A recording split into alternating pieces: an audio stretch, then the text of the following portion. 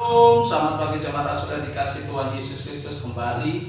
Hari ini kita bertemu kembali di hari Minggu. Di pagi hari kita akan belajar racing dan dibentuk oleh firman Tuhan. Pagi hari ini saudara kita merayakan hari kemenangan yaitu Idul Fitri. Kalau beberapa minggu yang lalu kita juga merayakan hari kemenangan di mana Tuhan Yesus salib, Tuhan Yesus mati dan Tuhan Yesus bangkit. Dan kemarin hari Kamis kita merayakan kenaikan Tuhan Yesus. Kita percaya orang-orang yang percaya, anak-anak Tuhan yang percaya, yang hidupnya yang berkenan kepada Tuhan akan disediakan tempat bagi Tuhan yaitu di surga.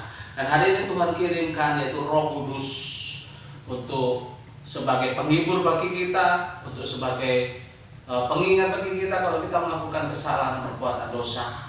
Tema hari ini saya akan beritakan tema firman Tuhan tentang Roh Kudus berdaulat atas hidup kita. Kita akan baca dalam Yesaya 36 ayat 27.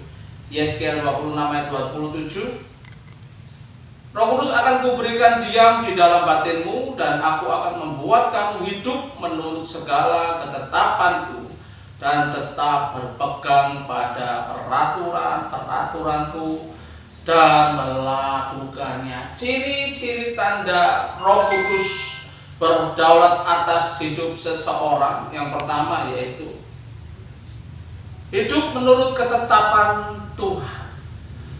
Arti ketetapan dalam Kamus Besar Bahasa Indonesia yaitu ketetapan itu adalah keputusan atau perintah atau aturan Tuhan. Jadi anak-anak Tuhan, orang yang dipenuhi oleh Roh Kudus, yang hidupnya dipenuhi oleh Roh Kudus. Roh Kudus berdaulat atas hidupnya, Roh Kudus berkuasa dalam hidupnya. Orang itu hidup menurut perintah Tuhan, hidup menurut keputusan-keputusan Tuhan, hidup menurut aturan-aturan yang Tuhan berikan dalam kehidupannya. Yang kedua yaitu ciri tanda Roh Kudus berdaulat atas hidup seseorang yaitu orang itu akan mencintai firman Tuhan. Orang itu akan mencintai firman Tuhan dan tetap berpegang pada peraturan-peraturan. Peraturan-peraturan Tuhan itu ada dalam firman Tuhan. Orang yang mencintai firman Tuhan itu tetap memegang perintah-perintah Tuhan, peraturan-peraturan Tuhan. Yang ketiga, ciri dan tanda Roh Kudus berdaulat atas hidup seseorang yaitu melakukan firman Tuhan. Ciri-cirinya, jika Roh Kudus berkuasa dalam hidup seseorang, orang yang menjadi pelaku-pelaku firman Tuhan. Hidupnya akan menjadi pelaku-pelaku firman Tuhan yang aktif. Sekarang bagaimana hidup orang yang dikendalikan Roh Kudus? Bagaimana hidup orang yang dikendalikan Roh Kudus? Yang pertama, kita akan baca dalam Yesaya 36 ayat 28. Yesaya tetap di Yesaya 36 ayat yang ke-28.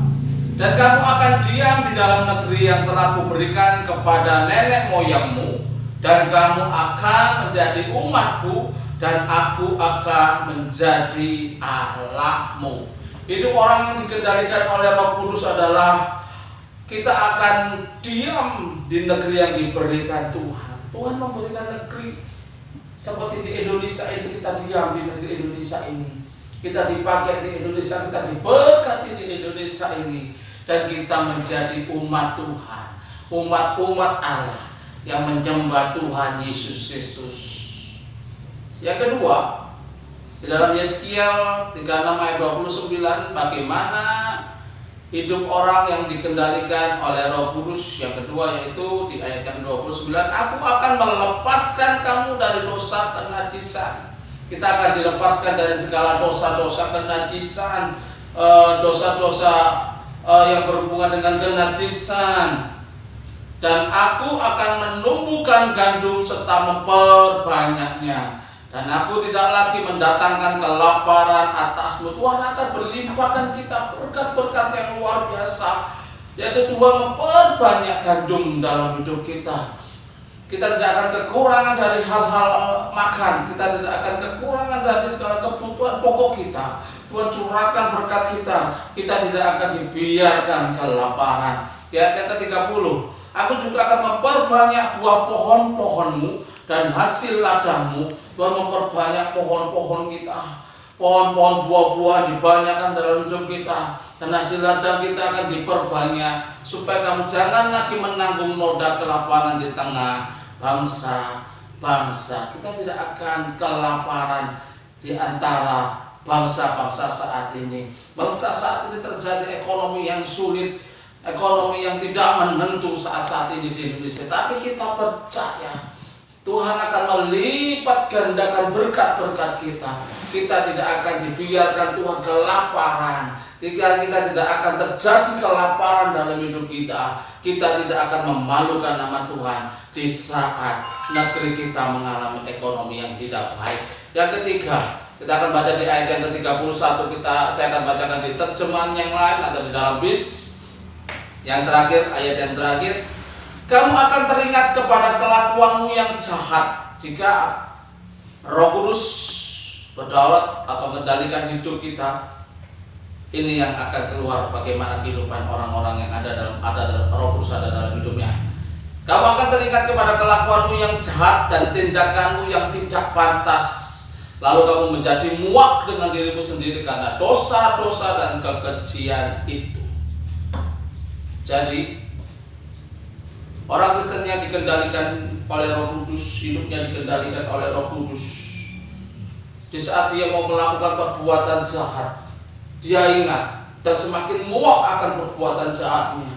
Dia akan semakin malu kalau dia akan berbuat jahat, karena hidupnya sudah dikendalikan oleh Roh Kudus.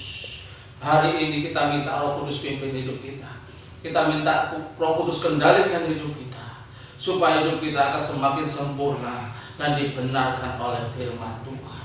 Puji nama Tuhan. Kiranya Tuhan Yesus memberkati kita semua di pagi hari ini, dan kita menjadi berkat dan kita menjadi saluran berkat bagi setiap orang. Terima kasih. Tuhan Yesus memberkati.